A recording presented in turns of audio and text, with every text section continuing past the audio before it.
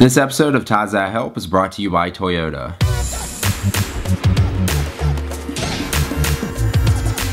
What's up guys, I'm at CES, the Consumer Electronics Show, and today I stopped by the Sony booth and checked out some of their lens style cameras. It's actually really weird because I feel like I'm holding a DSLR lens, but it's not a lens, it's a camera.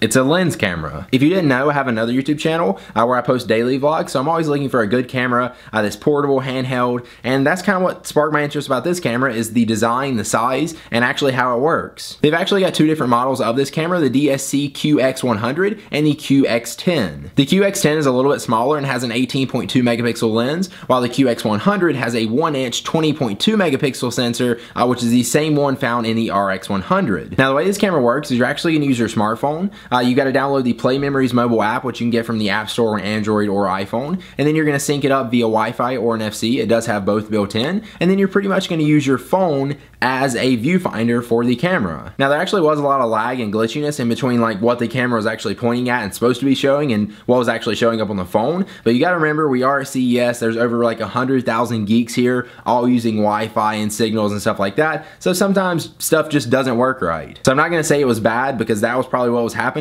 but sometimes it did work, and when it did, it actually worked really well and took amazing pictures. The pictures actually looked really beautiful. Maybe that's because I was in them, I don't know, but yeah, nah, they actually did look really good. Another cool thing about this camera is you can actually use a clip attached to the back of the lens, and you can use that clip to attach it to your phone, like I did with my Nexus 5. So it kind of turns your smartphone into just a super high definition, really good quality camera. Now let's say your smartphone died and you still want to use your camera, or you just don't want to use your smartphone with your camera. Now you can use it independently. There's a spot for a micro SD card, so you just plug that in, you can take pictures, and it'll save right to the card. One downfall to that though is if you want to record video on the camera, you actually do have to connect it to your smartphone, so you can switch it over to the video mode because there's no like video button on the camera, but you can actually just switch it to the video mode and hit the same button you take a picture with, and it will start recording a video. That's just something I didn't like about it. I wish there was a dedicated video button on it. I will say though, it's kind of weird to use a camera without a viewfinder or a screen on it so you can actually see what you're recording, unless of course you do use it with your smartphone. And then also it's round too, so a normal camera you have like a line where you can tell if it's crooked or not, but this is round, so you can't really tell which way you're holding it. You just have to like really pay attention and make sure you're holding it straight. But again, what made this camera stand out to me is the size and design. It's a really small handheld camera that packs really good quality. I'm really excited to see what these type of cameras are going to be like in the future. Just as of right now, I don't think it's fast enough for me. Again, maybe it's because of CES craziness, but it just needs to be more instant of when I'm actually pointing something and it's showing up on my phone. And you can actually get both of these cameras right now. If you want to get the QX10, you can get it for $249,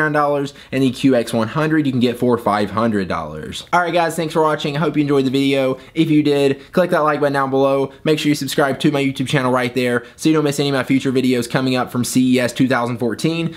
Stay tuned for all of those, and I will see you guys in the next one. Peace. Thanks again to Toyota for sponsoring our CES coverage.